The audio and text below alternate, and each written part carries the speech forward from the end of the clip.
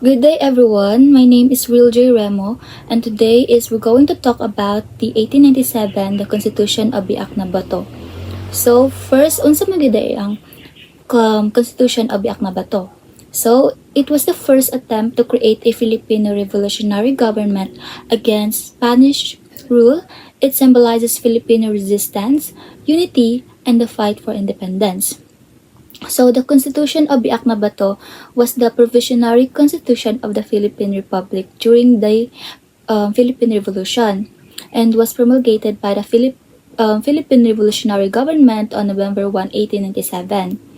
The Constitution borrowed from Cuba was originally written by Isabelo Artacio and Felix Ferrer in Spanish and later on translated into Tagalog by Francisco Macabulos E. Sulaiman. So, ang Constitution na Biak-na-Bato kay temporary ra ni siya nga balaod nga gigamit sa Philippine Republic panahon sa Philippine Revolution. Gipagawas ni siya sa Philippine Revolutionary Government niadtong November 1, 1897. So, naay tulo ka reason nga no temporary ra ni siya nga balaod. So first kay wala pa gyud na establish ang full independence. So gubat pa man to. So ang ilang gobyerno dili pa permanente. Kaduha nga reason ani kay gihimo lang siya para magamit during revolution para na sila rules and structure samtang nag-away pa sa mga Spanish. Pangkatulo na reason is dahom ang mga leaders ani nga time nga mas malig-on ang constitution kung makadaog na sila. So pansamantala lang gid siya na constitution ang Biak-na-Bato. So next is the government structure under the constitution. So first here is Supreme Council, Konseho Supremo mo ning main leaders sa gobyerno. So gipanguluhan ni sa presidente ug adunay upat ka secretary. So first is ang interior, mo ni silang gatiman sa sulod sa problema sa gobyerno. And ang foreign affairs, mo ni ang nag-atiman sa relasyon sa ubang nasod. Then the treasury, gatiman sa kwarta o budget. Then war, nagatiman sa gubat, mga away-away, and sa seguridad po. Next is ang Supreme Council of Grace and Justice, Consejo Supremo de Gracia y Justicia. Mo ni ang pinakapataas nga korte. Mo ni nga gasusi sa mga desisyon sa ubos nga korte. So mo ni sila magbuhat og mga lagda o rules para sa hustisya. Ang pangkatulo is Assembly of Representatives. So, Assembleya de Representante, mo ning gaplano pa lang sa buhaton human sa revolusyon. So, ilang trabahoan ni mo ning paghimo sa bagong constitution o pagpili nga sa mga bagong klase sa gobyerno. So, in short, ang kaning structure sa gobyerno sa Biak-na-Bato kay naay mga leaders sa korte, mga future lawmaker nga gituyo para magpadagan sa nasod sa away-away nila ato nga time sa Spanish. So as you can see, nagbutang sad kog mga pictures sa mga tao ani nga time. So first here is Emilio Aguinaldo. So Emilio Aguinaldo mo ni siya ang leader sa revolution and president sa republic sa Biak-na-Bato. Then siya pod ang nagbuo sa gobyerno na Biak-na-Bato o nakipagnegosyon sa Castilla. Later siya ang pumirma sa Pact of Biak-na-Bato ug moigzay paingon sa Hong Kong. Then si Mariano Trias. Siya ang pangalawang pangulo or vice president sa revolutionaryong gobyerno. So suporta siya ni Aguinaldo ug nitabang pud siya sa pagpangulo sa mga plano sa batok sa mga Spanish that time. Next is si Pedro Paterno. So siya ang tagapagmagitan o negotiator sa Biak-na-Bato. So dili siya rebelde, pero siya ang nagtabang para sa magka-truce ang Kastila o ang mga Filipino that time. So siya ang nakig-istorya sa duha ka sides para mahunong ang ilang away. In July 1897, Emilio Aguinaldo formed the Biak-na-Bato Republic and announced some important demand para sa mga Spanish ug mao niyang gipangayo. So first here is expulsion of the friars. So Aguinaldo wanted the Spanish friars priests to be removed from the Philippines. He also wanted the lands owned by the friars to be given back to the Filipino people. Kay daghan kayong yuta nga ilang giangkon gikan sa mga lokal. Next is representation in the Spanish rule. So he wanted Filipino to have a voice in the Spanish parliament or Cortes. This means gusto siya nga natay representatives dito sa Spain para madungog ang ato ang side. Next is ang freedom of the press and religion. So he demanded that Filipinos should be free to speak with or publish their thoughts. Una sila freedom, and also be free to choose any region dili ra dapat pugngan sa gobyerno or simbahan. Next is and the power to exile Filipinos. So Aguinaldo wanted to stop the Spanish government from sending Filipinos away. So without proper reason, dapat naay due process ang ilahang pagpahawa. Next is equality before the law. So he believed that all Filipinos should be treated equally no matter if you are rich or poor. So walay labaw da ug walay pabor-pabor. Mo ni ahang mga gibuhat nga mo niyang gibuhat or gidemand para sa mga Kastila. So, na-discuss man to gaina about si Pedro Paterno. So, diri Pedro Paterno was a Filipino lawyer who helped negotiate between Spain and the Filipino revolutionaries during the Pact of Biak-na-Bato. So, iyang role diri is to mediate and help both sides come to agreement. So, we're going to discuss also about the key provisions, agreements of the Pact. So, Spain agreed to pay 800,000 pesos in Mexican dollars to Aguinaldo and his men. In return, Aguinaldo and his group had to leave Philippines and to go into exile in Hong Kong. So, ang kwarta diri would be given directly to Aguinaldo and he could use it whatever he wanted. It wasn't controlled or limited by the Spain. So, Spain would provide 2 hostages, maghatag sila duha ka hostage to make sure nga si Aguinaldo and the group maka-travel sila safely sa Hong Kong, and they're going to receive the first part of the payment, which is half payment muna, 400,000 pesos. And Spanish friars priests would be expelled from the Philippines. This was one of the demands of the Filipino revolutionaries, as the friars had a lot of power and influence in the country. So there would be a peace period declared, which would last until February. So this meant that there would be no fighting between the Filipinos and the Spanish during that time. So what happened after the pact? Emilio Aguinaldo safely reached Hong Kong and received the first payment of 400,000 Mexican pesos from the Spain. So however, instead of using the money as agreed, Aguinaldo used it to buy more weapons for the revolution. So what went wrong with the Pact DI? So Spain did not fully honor the agreement and failed to deliver the rest of the payment. So it's because of lack of trust pod mooy inani ang nahitabo, wala napadayon ang agreement. So the peace truce was not followed by both Spanish and Filipino troops. So fighting continues across the country because there was poor communication between the leaders who signed the pact and the soldiers on the ground. So next is the preamble of Biak-na-Bato Constitution.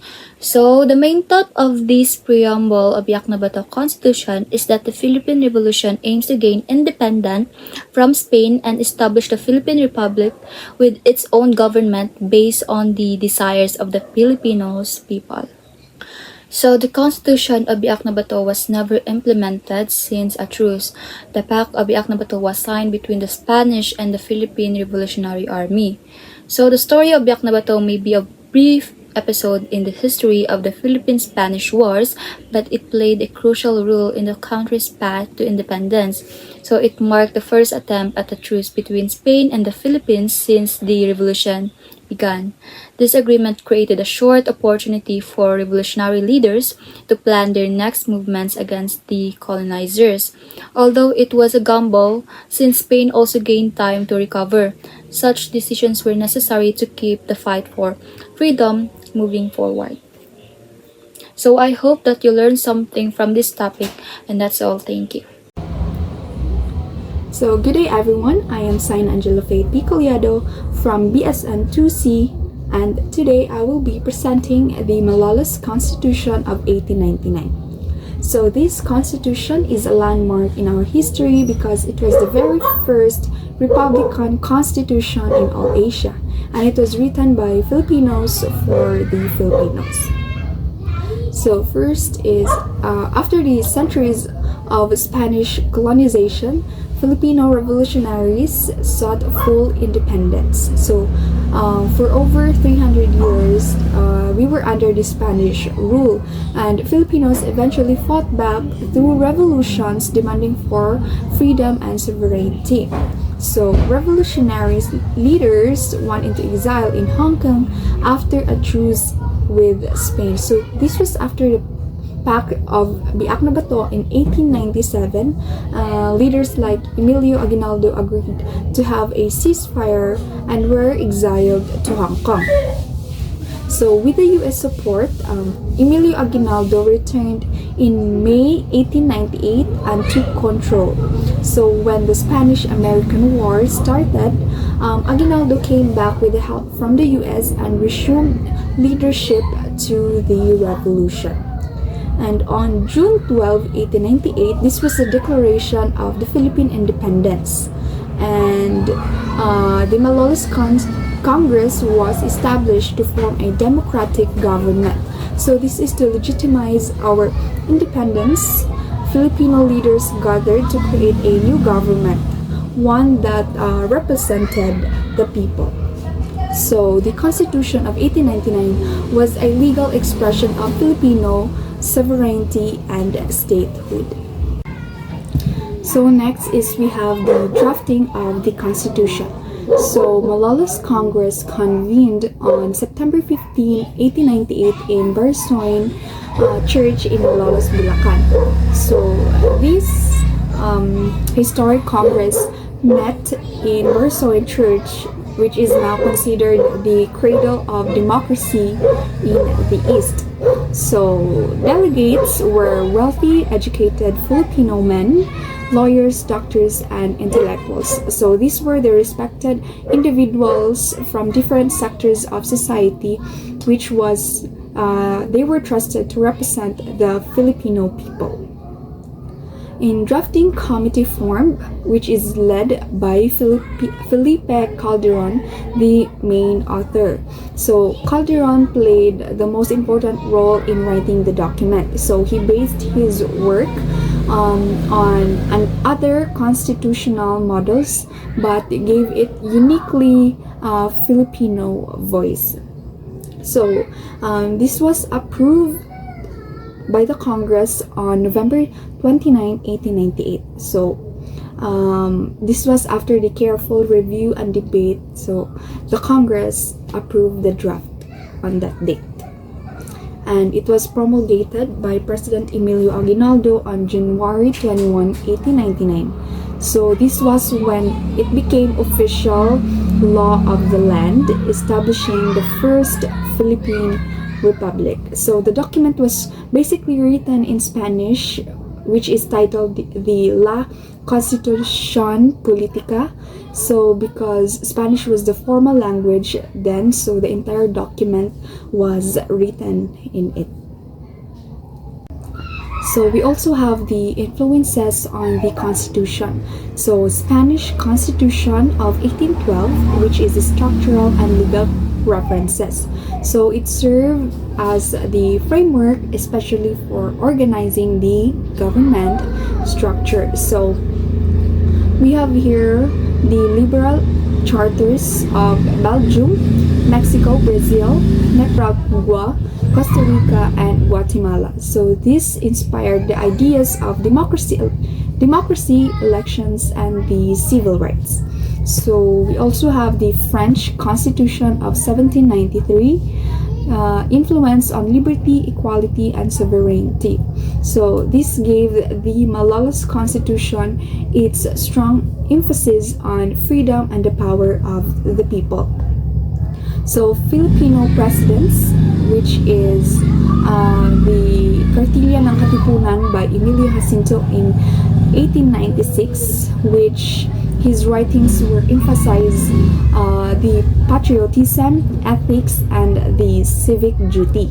And the Biak-na-Bato Constitution by Isabelo Artacho in 1897, which a constitution that was modeled from the revolutionary government, and the Apolinario Mabini's constitutional program, which was rooted in moral leadership and wise governance. So it is a blend of Western liberalism and Filipino revolutionary ideals. So these influences made the Malolos Constitution not just a copy but a unique and visionary document for the Filipino people. So we also have the primary source or the preamble. So it is stated here that we, the representatives of the Filipino people, in order to establish justice, provide for common defense, promote the general welfare, and ensure the benefits of liberty. So this expresses the national goals of the Filipinos, which is the justice, security, well-being, and liberty, which is the foundation of a strong republic. So it also emphasizes national purpose, the unity, liberty, and divine guidance, and it signifies that sovereignty resides in the people, not the monarch or colonizer. So we also have here the Bill of Rights and Sovereignty. So in Title 4, which has 27 articles, focuses on protecting the natural and civil rights of the citizens.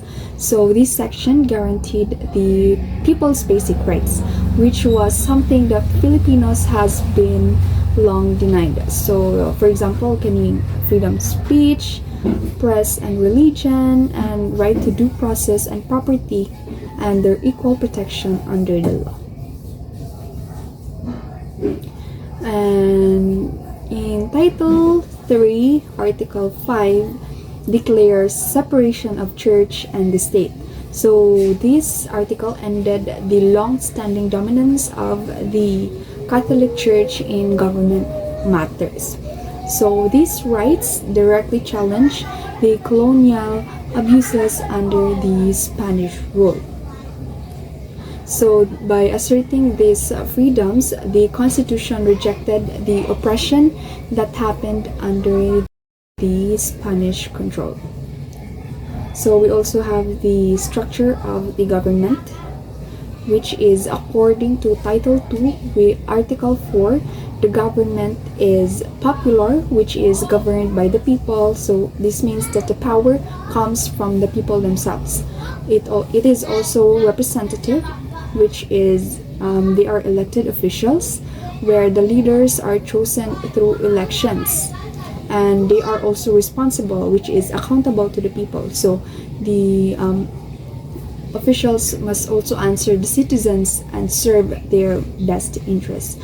So there are three co-equal branches, which is the legislative, executive, and judicial. So this step up was meant to prevent any branch having too much more power. So next is we have the powers. So the unicameral legislature. So this is the Assembly of Representatives. So legislative branch was made up of one house, a single group called the Assembly of Representatives. So this is what we mean by unicameral. So the members were elected every 4 years. So the powers of assembly makes laws, elect their own officers, impeach higher-ranking officials, including the president, and censor and interpellate government officials. So this means that they could question and investigate officials, keeping them accountable. So the Permanent Commission has 7 members, which handles affairs when Congress is not in session.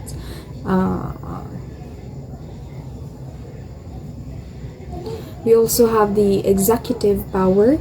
So the president, which is the head of the state, elected by constituent assembly. So the president serves as the leader of the country, but instead of being elected directly by the people, he was chosen by a special group of representatives.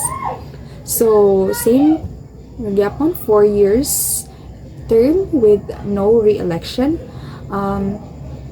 No vice president. Assembly elects a replacement. So if anything happened to the president, there was no vice president, so the assembly would vote again for someone new to take over.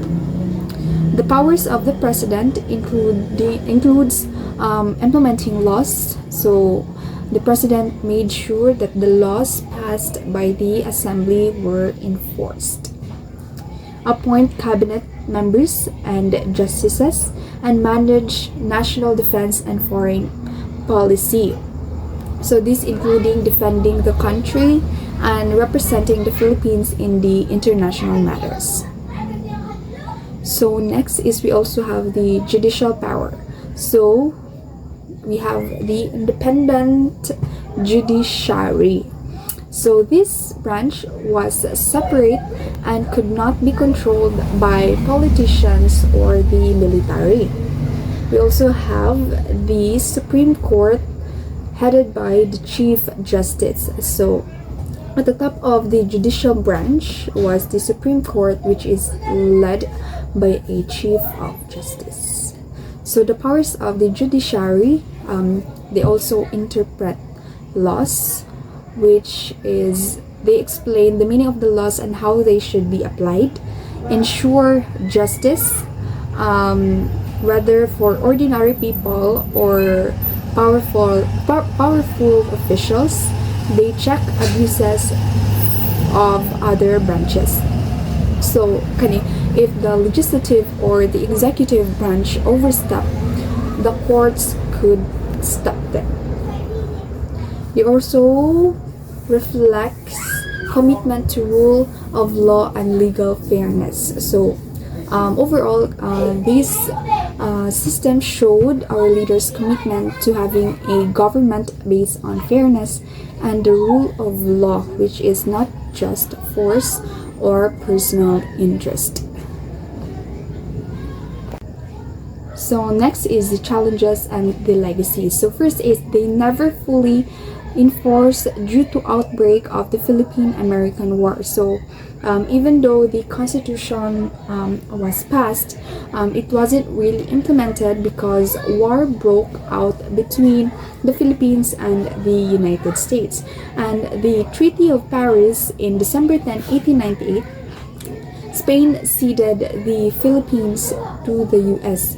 So even though that we had already declared independence, Spain gave the Philippines to the US through the Treaty of Paris as if were a colony to be sold. So despite the setback, it inspired for constitutional drafts. So many ideas from the Malolos Constitution were used in the future Philippine constitutions, showing how strong and influential it really was. So first democratic constitution in Asia. So it made history not just in the Philippines but across the continent, because we were the first Asian country to draft a full democratic constitution.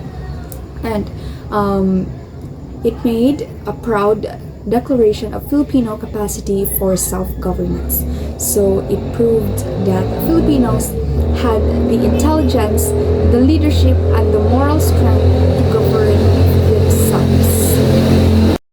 And in conclusion, the Malolos Constitution represents a pivotal moment in the Philippine history Um, it showed that the world that Filipinos were ready and capable of self-rule through cut short by foreign intervention, and its ideals live on in later constitutions and Philippine democracy, a legacy of national pride, legal vision, and revolutionary courage. And that's all.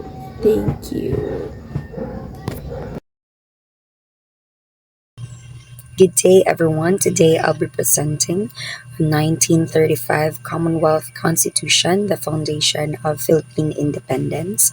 So, this presentation will show how the Philippines prepared itself for self governance and independence. So, let's start off with the introduction. What is the 1935 Commonwealth Constitution? So, the 1935 Constitution paved the way for Philippine self-rule. Self-rule simply means that Filipinos were governing themselves instead of being controlled by lain na country. So, this constitution proved that we were ready for full na independence, and it was drafted under the Tidings-McDuffie Act of 1934, which was a U.S. law allowing Filipinos to create their own constitution as a step toward independence. So, a main reason lang yun for establishing the Commonwealth Constitution was for the Philippines to gain its full independence. Okay, let's move on to the background, the U.S. colonization. So, here is the Treaty of Paris. So, after Spain lost to the U.S. in the Spanish-American War, Spain ceded or gave up the Philippines to the U.S. in 1898. So, although Filipinos hoped for freedom, we faced another new colonial rule. So at first, ang US nag-establish sila og military na control, and then later a civil government to run the country. So there are several important laws prepared the way for the 1935 na constitution. So ang first, in 1902, the Philippine Organic Act officially started civil governance. And in 1916, we have the Jones Law that promised that independence would eventually be granted. Ilagi promise of future Philippine independence. And then lastly, we have the 1934, the Tidings-McDuffie Act, which allowed Filipinos to draft their own na constitution. Kato ako yung kagaina. It is a major step toward independence. And then we have the Constitutional Convention of 1934. So this opened on July 30, 1934. So delegates from all over the country naggather sila para makreate ang constitution. And the president elected as the president of the convention was Claro M. Recto. So kani siya nga constitution, it was completed and approved on February 8, 1935 and ratified, meaning confirmed officially by the Filipino people on March 25, 1935. So we have key personalities played major roles during this period. First, we have Claro M. Recto, who was the president of the convention and led the drafting process and was known for his brilliant na mga ideas. And then next, we have Manuel L. Quezon, who led efforts for approval and pushed for better terms para mas speed up ang atong road to independence. And then lastly, we have Franklin D. Roosevelt, who was the U.S. president at that time and who signed and ratified the 1935 na Constitution. The 1935 Constitution established the Commonwealth government. So basically, mo ni siya ang practice na government before becoming fully independent, before fully independent ang atuang country. So, it created a unicameral National Assembly, later na bicameral na siya, and then President and Vice President elected 6-year term amended to 4 years. Bicameral legislature. The National Assembly was replaced with a bicameral Congress consisting of a Senate and House of Representatives. This constitution included a comprehensive Bill of Rights protecting individual freedoms. So initially, the right to vote was granted to male na mga citizens who were 21 years of age or older and could read and write, with the possibility of extending suffrage to women within 2 years. It also provided for the conservation and utilization of the natural resources. The Constitution allowed for amendments through a plebiscite or through a vote. It also set up the three branches of government. We have the executive, the legislative, and the judicial. Executive, which means president, legislative, the Congress, and then judicial, the courts. It also created the COMELEC or the Commission on Elections para ma-oversee ang fair na elections. And most importantly, i-protect po siya sa civil rights such as ang freedom of speech, religion, and equal protection under the law. So the U.S. Constitution served as the main nga model for the 1935 na Constitution, ang katong American Constitution. However, it was also influenced by our own Malolos Constitution from 1899, as well as ang German, Spanish, Mexican, and South American na legal systems. So the final document reflected democratic traditions but adopted to the unique needs of the Filipino people. Okay, under the Commonwealth, Manuel L. Quezon was elected as the first president with his vice president, Mr. Sergio Osmeña. So the focus during this time was on preparing the country for full independence, improving governance, strengthening the economy, and building national defense para maprotektahan ang ato ang mga kaugalingon. So in 1942, Japanese occupation, the Commonwealth government went into exile. Kaya ang Japan, i-occupy niya ang country and nag-set up siya og puppet na government. Meaning, a government nga nag-appear nga Filipino pero it was actually controlled sa Japan. Despite this, Filipinos continued fighting in resistance groups. And then after the war, ang Commonwealth na government nabalik ra og restore. Okay, so finally, on July 1946, the Philippines officially gained its independence from the United States. The 1935 Constitution guided the transition from being a colony to becoming a fully independent na republic. Okay, in conclusion, the 1935 Commonwealth Constitution built the strong foundations for our country, and it was more than a legal document. So it showed that Filipinos were capable of self-governance and ready enough for nationhood. Because of it, the Philippines successfully transitioned into a free and independent na country. As historian Teodoro Agancilla said, the fire of war tempered the Filipino spirit, forging a nation ready to claim its destiny. So this quote reminds us that despite hardships like war and colonization, Filipinos emerged stronger and prepared to shape their own future. Okay, that's all for my presentation. Thank you for listening. I hope this helps you appreciate how the 1935 Constitution shaped the Philippines we know today. Good day, everyone. Today, I'll be discussing the 1973 constitutional authoritarianism in the Philippines, a critical period that marked a major political transition under President Ferdinand Marcos.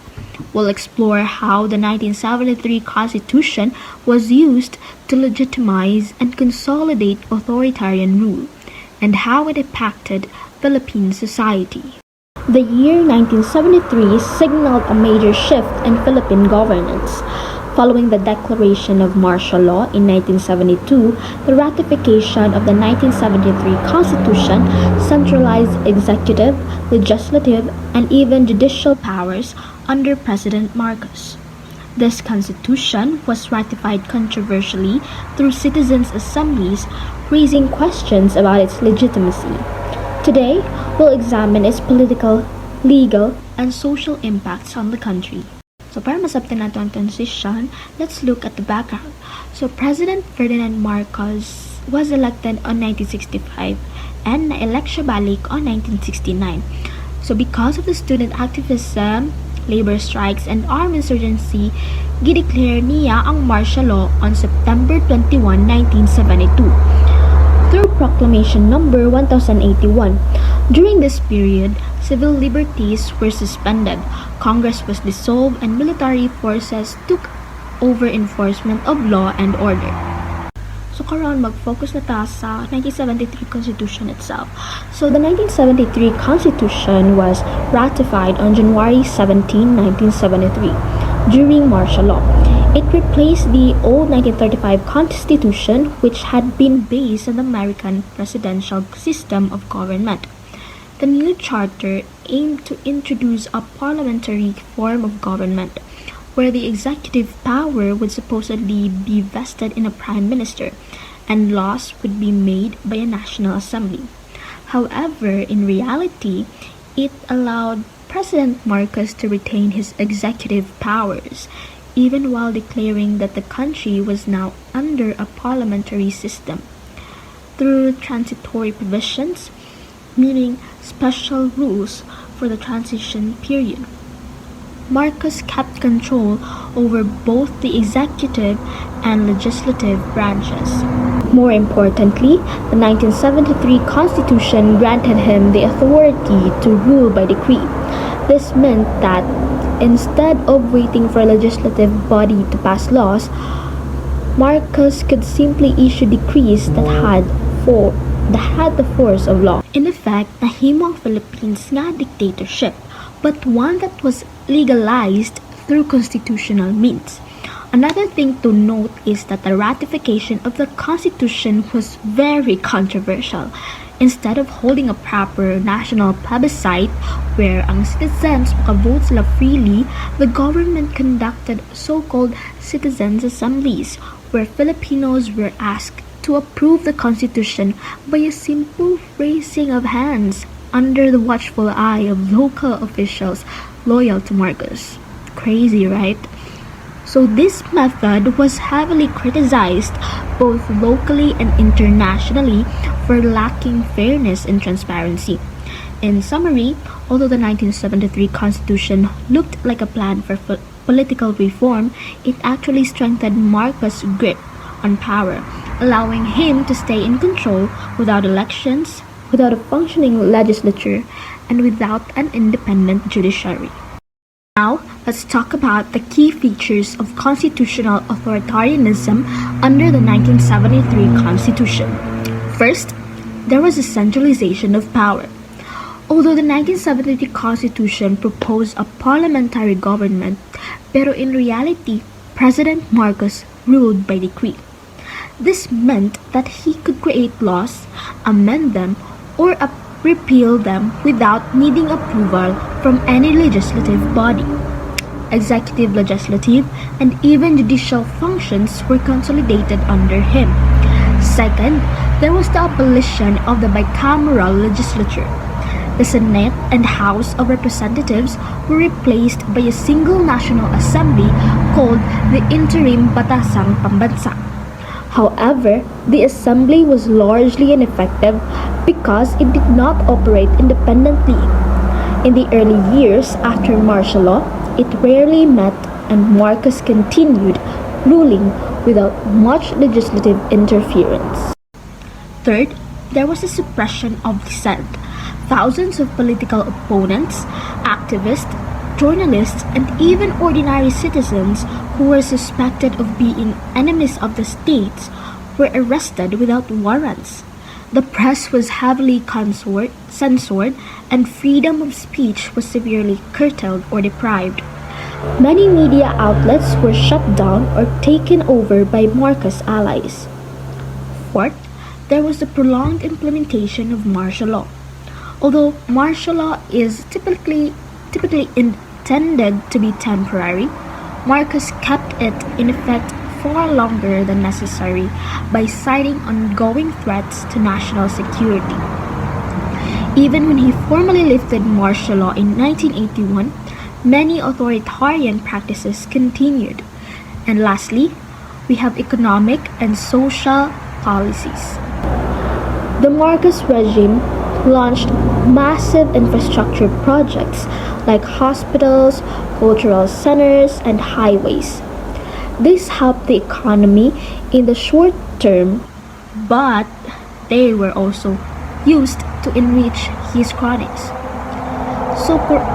So corruption in his time was rampant, and the Philippine economy became heavily dependent on foreign loans, which led to a debt crisis in the 1980s. Overall, these features reveal that while the 1973 Constitution seemed to introduce reforms, it mainly served to reinforce and legitimize Marcos' authoritarian rule. Now, let's discuss the impact of constitutional authoritarianism under the Marcos regime. One major result was economic growth, but with serious problems underneath. At first, there were visible improvements. Grand infrastructure projects like roads, hospitals, and cultural centers were built, which made the Philippines look more modern. However, these projects were funded mostly by foreign loans, and instead of uplifting the economy permanently, the country fell into debt. In my opinion, while the infrastructure was impressive, it was only a temporary achievement because it was not backed by sustainable economic reforms. Benefits were not fairly distributed, and many of Marcos's cronies became rich at the expense of the Filipino people. Secondly, human rights violations became a tragic hallmark of this period. May mga reports of torture, disappearances, and extrajudicial killings. Personally, I believe this was one of the darkest chapters in our history because they silenced the mga very voices that were supposed to hold the government accountable. The promise of discipline and order under martial law came at the cost of freedom and basic human dignity. Lastly, Marcos's prolonged rule destroyed real political competition because he extended his stay in power beyond constitutional limits. Elections became meaningless, opposition leaders were jailed or exiled, and democratic institutions were weakened. I think this damaged our political culture deeply. Like, isag karon, we can see the lingering effects such as distrust in government and the struggle to maintain strong democratic checks and balances. So, while the Marcos government initially showed signs of progress, the cost, economic collapse, human rights abuses, and democratic backsliding were far greater and continue to affect the Philippines today. In conclusion, the 1973 Constitution served as a legal framework that enabled President Marcos to institutionalize authoritarian rule. It weakened democratic institutions, centralized government authority, and curtailed civil liberties. Ultimately, the experience of constitutional authoritarianism left a deep scar in Philippine history, and it fueled the People Power Revolution of 1986, which successfully ended Marxist dictatorship and restored democracy. That's all. Thank you. So, good day everyone. I am Lisa Jen Sanchez, and then my part is the post martial law part. So, diba, we all know that the Marcos regime lasted for 14 years. So, what are the focuses on the Philippine Constitution or the Philippine government after nga nawala na ang regime ni Ferdinand Marcos. So let's start. So martial law under Ferdinand Marcos ended in 1986, and then next came Corazon Aquino nga nahimo siya og president. And then her task was not easy this time around because daghan biyag abuses sa power sa regime ni Ferdinand Marcos. So, napanahon na siya if unsa iyang buhaton kay para ang ato ang country, which is the Philippines, kay kanang mag-govern niya og tarong. So, there were three options: either to revert to the 1935 Constitution, retain the 1973 Constitution with reforms, or create a new constitution, which she chose. So, natay ginatawag og Freedom Constitution sa na-establish siya sa 1986. So, this was proclaimed in March 1986. So, nag-take charge dayon si President Aquino ning nga time while avoiding the discreted Marcos Constitution. So iyahaning gibuhat kay para ma-hold ang country together despite sa mga damages nga nabuhat ni Ferdinand Marcos atong martial law. So nag-retain siya og mga old provisions pero gi-rewrite niya which nga ang mga tao ginatagaan niya og rights. So basta mabanta na siya on niya unsa ang iyang mga gipangbutang kay para dili na what do you call this, dictator ang pagkuan sa government pero democratic na siya. So this gave Aquino power to rule by decree pero limited lang gyapon ang iyang power, meant to last a year until a new constitution was drafted. So the creation of the 1987 Constitution. So 48-member Constitutional Commission was appointed. Kanang appeal na siya sa tulo ka branch which is the legislative, executive, o judiciary. Then members came from diverse backgrounds. So dili na siya pareha sa una nga katong kang Marcos nga ga-appoint siya og mga people para mo seat sa government pero karon kinani mga screening ang ginabuhat kay para may balaan gid kung kinsa ang deserving sa position. Constitution ratified on February 2, 1987. So 1987. So kani siya ang Constitutional Commission or ang CONCOM dili siya elected pero handpick siya sa president. So kani si Aquino nag-choose siya og mga members from different sectors such as the church, business, labor, women, and even former critics of Marcos. Okay, para ang government ato nga time ga-ensure a variety of voices na ma-heard para sa mga kaayos sa katawhan. Okay, para inclusive sila o reflective on national concerns.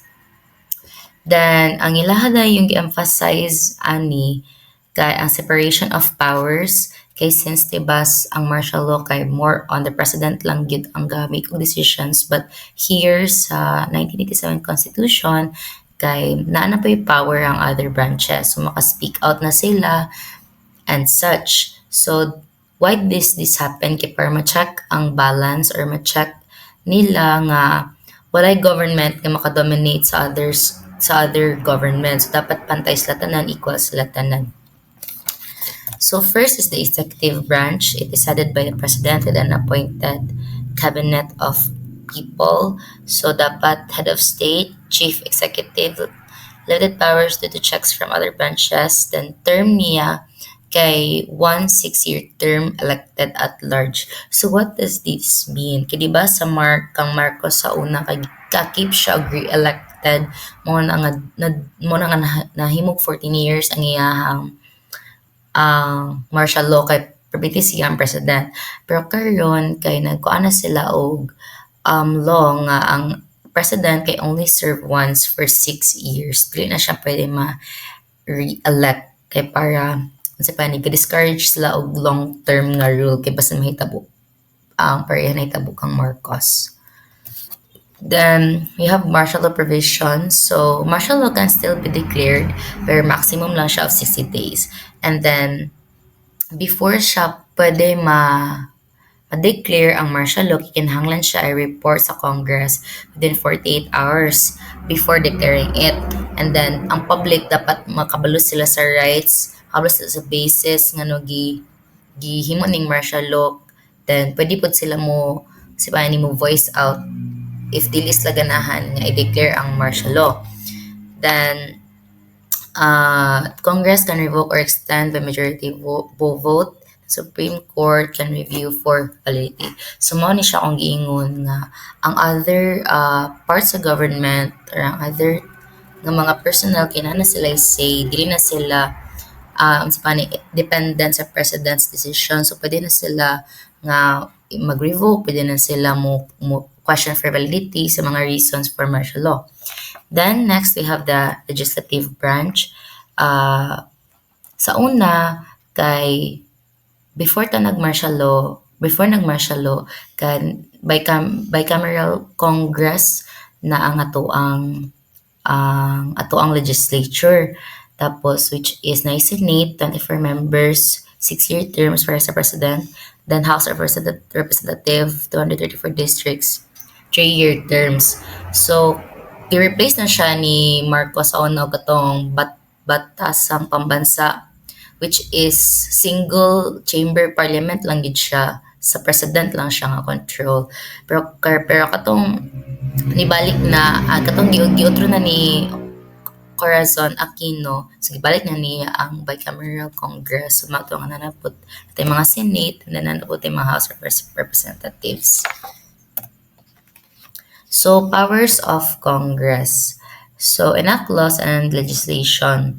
Mao siya ang giingon kagaina nga pwede na maghimo ang other Congress mga laws, legislation, sabi na if ka na mo question siya sa Constitution. Then, President may veto laws. Congress can override veto if two-thirds vote in both houses. So, naman tayo gitawag og veto law, which is absolute ang decision sa President. Pero, tungod aning bagong Constitution, ang Congress, pwede na nga overpower nila ang President if two-thirds ang kanang result sa ilahang vote. So para po ni siya sa mura gihapon sa checking of executive check gihapon ni siya ang purpose ani, and then para po na ay negotiation nga magahitabo ba para bitaw dili lang one or two sides lang ang story, kay if maging ani manggod kay makadiscuss sila more sa ilahang topic mo na nga pwede dayon mag-negotiate for kuan. So pwede na gibali basin ang both sides ang president ug ang Congress kay basin nila both sides kay ma-apply na siya. Then ang Congress pod ani di ay kay maka-declare og war, di lang ang president alone, dili para sa martial law kay para ma-prevent ang abuse sa military power, para ma-prevent ang abuse sa military power. The next is the judicial branch headed by the Supreme Court. 15 justices appointed by President from judicial and bar councils list. So nasa power to interpret the Constitution, review laws and treaties, and hear grave offenses and jurisdictional cases. So ang judiciary mong gusto na kana weekend during the Marcos time kay daghan kayo mga judge nga gihandpick niya, daghan kay judge nga kanang dependent bitaw sa iya na himog loyal for like nothing, ana lang kay para lang gid na sila seat sa judicial branch. So mura ra gihapon og siyang nag rules sa judicial branch sa una. Pero karon kay ang Supreme Court ihimo na siya independent, so dili na president, but dili na basta-basta ang president maka-appoint og anyone. So mo to siya ang ingon nga nanay mga screening, nga nanay judicial and bar council kay para ang mga nominees tanaw nila if qualified ba gyud, and then they are some mag-decide if pwede ba gyud siya may judge. Then next is the role of the Supreme Court. So original and appellate jurisdiction, oversees lower courts and judicial administration, then independent from Congress and the executive. So muna siya kung giingon nga independent sila from anything that na sila ilang own power to do or declare any laws or any executive act unconstitutional if it violates the principles of the Constitution. Then constitutional commissions or called na po sila independent.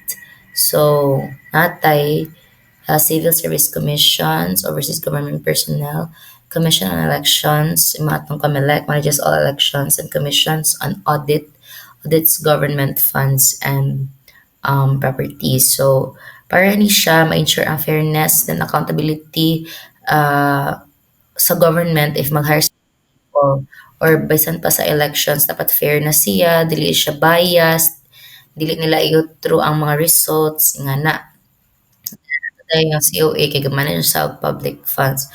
So example sa mga na kuan ani kay kanang ang atong COA kay maka-audit siya og any agency, so bahalag sa president pa na siya nga office yahay audit ang finance. So may bala na to if na yung mga corruption na gahitabo.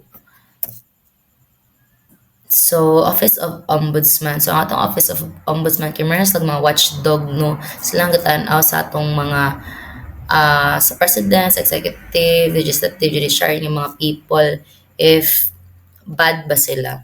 Kasi nga na, thought bad sila kay, kasi nga corrupt sila, graft, ingana na. So, silang tanawan na para tagaan din nila ang normal citizens to file a complaint or file complaints against sa mga offices. So, this is to fight corruption, again, what I said, and restoring trust in the government. Then, natin ginatawag o Sandigan Bayan. It is a special anti-graft court, ensures that there are legal venue to prosecute high-level officials. So, mo na siya nga, pwede na yun question ang mga officials nga kanang na yung mga corruption nga na. Then lastly is the impeachment process. So, pwede na ito mag-impeach. Mo na siya nga, ipa-take down na to ang mga nag-seat sa mga throne. Pero di ba, pero sa president, pwede na to siya i-impeach, pwede na siya pawang siya position.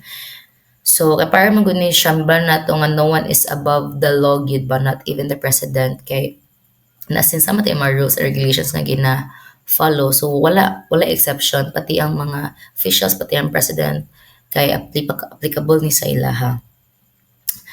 This is to hold top officials accountable if they abuse their power or commit serious crimes like treason or corruption. So, ang mga key ng mga kuan-ani kay ang atong ombudsman, kasi sila man ang tanaw if na yung mga nagkakahitabo, and then other din mga key officials, especially ng mga related or connected sa to Philippine National Police. So, mo na to siya. So, in summary, kay ang 1987 Constitution after martial law, kay it was a period of regaining the Philippines. It was a period of freedom and peace nga wala na apply during sa martial law ni Ferdinand Marcos. So, safeguard na ang government na sa Philippines, kay democratic na siya. So, dindot na siya kay equal na ang mga rights, na rights ang tao nga mustorya, and then, dili na sila kanang inside the cabinet ba nga mo-follow na lang sa rules sa president kay mahadlok pat yun or mahadlok kanang mahadlok pat yun, mahadlok kanang patawan og mga parusa. So that was all. Thank you for listening.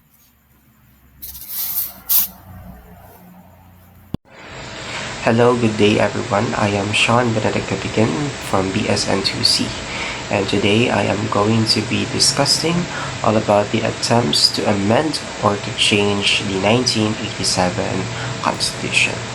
Okay, to start off, the 1987 Constitution stands as a pillar of democracy, and it forges us the lessons of also the past itself. Yet, through the years, there are various leaders and the presidents or the government itself have sought to amend it or to revise it, believing that these certain changes were necessary to address the evolving needs of the nations as a whole. But however, despite these efforts, the road to the constitutional changes have been fraught with different challenges or controversies and restrictions, especially from the publics and as well as, of course, the government. And reflecting in these kinds of issues and situations, it highlights the importance that the Constitution truly is or has a value to the Filipino people. Now, to start off with my discussion, of course, the constitutional reform in the Philippines. Now, this has undergone multiple attempts. From the reform since the ratification in the 1987. So, these reforms, changes itself aims to address the economic restrictions, the political structural issues that had happened, and of course, the regional inequalities from the three regions of the Philippines. And over the years, there are different administrations who have pushed for the constitutional change to respond to the growing needs of the country. Now, to truly dive into this discussion, first is I'm going to discuss to you what are the different methods on how we can amend or to change the constitution. Okay, so now there are three ways or methods on how we can both change or amend the constitution. So first is the Constituent Assembly, or also known as the CONAS. So this is where the members of the Congress or the Senate and the House of Representatives, they somehow work together to propose amendments on how, or they can even rewrite the parts of the Constitution. And this method is much more efficient, especially because it involves the lawmakers itself who are already in power.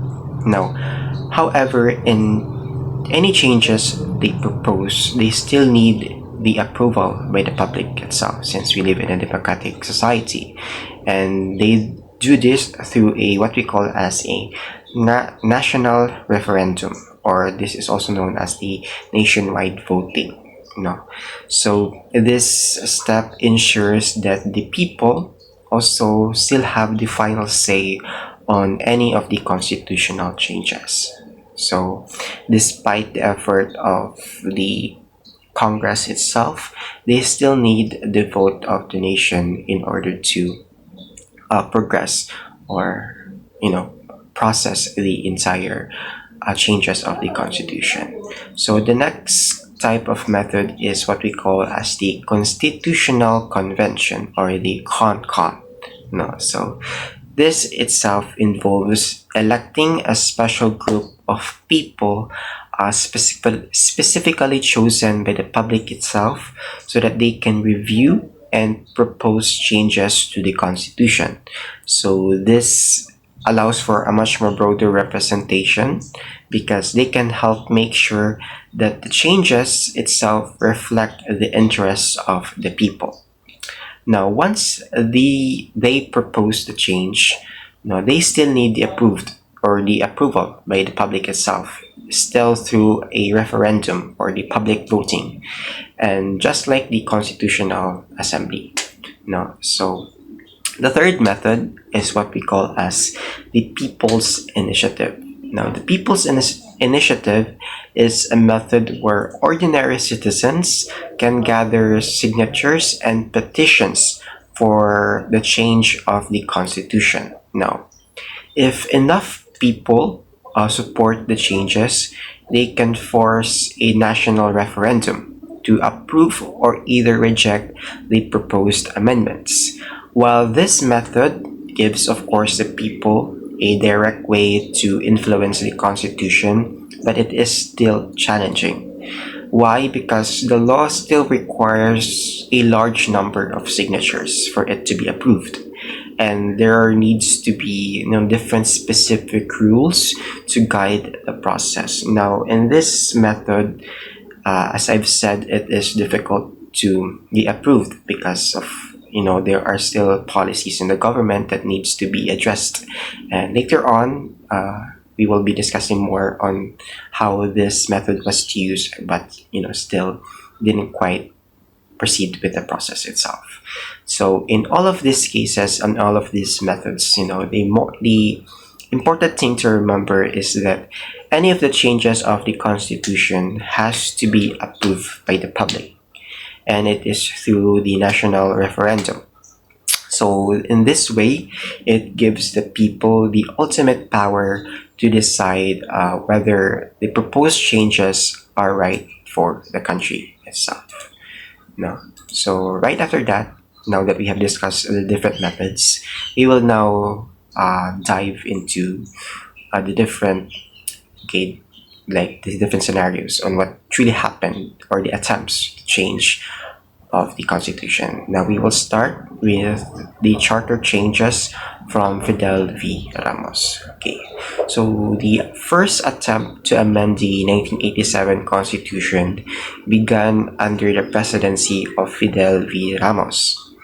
he is as who somehow succeeded Corazon Aquino. So in 1995, the Secretary of the National Security Council, Jose Almonte, drafted a proposed constitution. So this plan was aimed as to revise the economic provisions, so to attract more foreign investments and of course to improve the governance of the Philippines. However, the plan was actually leaked to the media. Now, despite it just being proposed, it was leaked, and of course, it sparks public scrutiny and of course backlash. And because of this, the early attempt it really faced a significant challenge in the public trust and of course in transparency. And because of this itself, it ultimately led to its failure. So during also in Fidel Ramos' presidency, the second attempt or the second major effort came in the 1997 when a group known as PERMA initiated a people's signature campaign to amend the constitution. Now this is where the people's initiative is being used. So there was a mechanism that allowed by the constitution that permits the citizens to propose changes directly. However, this move was actually met with strong oppositions, notably from Senator Miriam Defensor Santiago, who argued that a people's initiative could not proceed without an enabling law that outlined the proper procedure of it. So, because of that, the Supreme Court eventually ruled out in her favor. And this legal victory reaffirmed the importance of following a due process and ensured that the constitutional changes was not done hastily or without any legal framework. No. So as I've said, the initiatives or the people's initiative is a very long process. And because of its, I guess, very hasty or like a process itself that wasn't properly or legally framework, then it leads to its own failure. So the next attempt or the further attempts to this is, there are further attempts and rising controversies. It is when Joseph Estrada became the president. He actually tried to push for the constitutional reform. So Estrada created a study commission to explore the constitutional amendments, particularly focusing on the economic reforms and strengthening the judicial system. So during Estrada time, he also need to or somehow attempted for the constitutional reform. However, these efforts they face resistance because from different various sectors itself, especially from the publics and of course the other political opponents and civil society groups. And because of that, they questioned the timing and the motive behind the proposed changes. And because of this, the attempts again failed to gain a significant traction and were ultimately abandoned. Okay. Now, during Estrada's presidency, it actually ended dramatically because of a people power movement in 2001. So there were different issues that happened during his presidency, which I will not be further talking or discussing about. But because of this, it leads to his own ousting, and because of that, it led to the rise of his successor, Gloria Macapagal Arroyo, to take the presidential seat. Now, Arroyo itself, along with the House Speaker Jose de Venecia, push again for another constitutional change, and it is done through a constituent assembly or the CONAS. Now, so this involves, of course, the Congress, members of the Congress, and working together to propose the different amendments. So this proposal was actually aimed to address the political and the economic issues that the country is facing. But again, this movement still met with resistance because Arroyo's administration became embroiled with different scandals, and which led to the increasing of the public's distrust in it.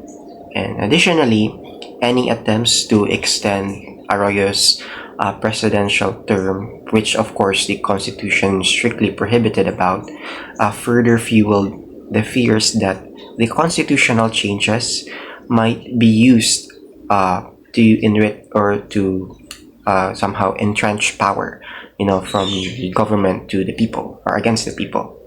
And the push of this again, the constitutional reform was again a failure. And the public opposition grew even louder, leading, of course, to eventual abandonment of the effort of the constitutional reform.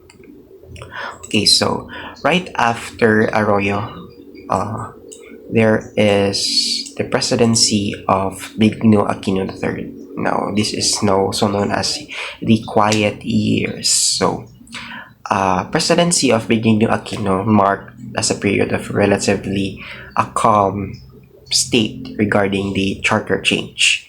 Now, so Aquino himself, he showed little interest in amending the constitution. So his administration, he focused more on other priorities such as fighting for corruption and promoting the economic growth.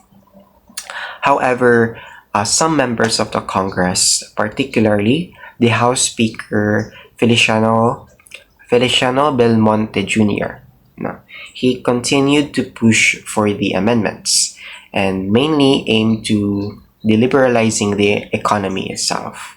So these initiatives were actually focused on allowing more foreign investments in the country and removing the economic restrictions that were seen as an obstacles for growth. But despite these efforts, the proposals still failed to progress because Aquino's administration ultimately highlights the challenges of the constitutional reform. And without the strong executive support, the efforts still to amend the constitution were still unlikely to succeed. So because of that, there weren't a lot of constitutional movement that happened during his time. However, during Rodrigo Duterte, he is an advocate for federalism. So in 2016, during his time, there was a rising tide of populism, and promising law and order. That is what Duterte is strongly advocate for, and especially he wants to advocate for a shift to federalism. This is where a system that would decentralize the power by establishing a regional governments under the federal structure. So Duterte's belief in federalism was actually rooted in his experiences as a long-time leader in Mindanao, and this region is long plagued with poverty and violence. So he argued that federalism could address the regional inequalities that existed during those times, between the country's wealthier regions such as Luzon and Metro Manila, and against the poorer areas of the country and the underdeveloped areas in Mindanao. So in December 2016, President Duterte signed an executive order creating a consultative committee tasked with reviewing the 1987 Constitution. So the goal was to create a new federal constitution that would decentralize the power and ensuring that the local governments could address the needs of each region or on their own respective regions. And this was a very significant move towards the overhauling of the country's political structure. So as it sought to change the very nature of the governance of the Philippines itself. Again, despite this effort, the push of federalism faced a lot of significant challenges, particularly from those who were, very wary of how such a shift might affect the balance of the country, or the balance of power in the country. And additionally, many question the ability of the federal system to improve the country's governance without leading to any problems, such as like further entrenchment of the political dynasties in local governments, because the public is afraid of the power of the government will be used against the public itself. But despite the committee's recommendations itself, federalism did not have or gain enough support to pass through the Congress. And critics argued that the model of federalism proposed was vague and poorly defined. And this itself, there were little consensus on how to implement the effectivity of it. And because of that, the federalism proposal ultimately was stalled, and like many attempts before it, of course, it was not fully realized. So because of that, there were different attempts of the Constitution, the 1987 Constitution. So to conclude everything, because if we reflect on both the dynamic nature of the Philippine democracy and the immense reverence of the Filipinos have for the fundamental law, each effort to revise the Constitution has faced careful, debate or fundamental or widespread debate itself, and at times there are intense oppositions.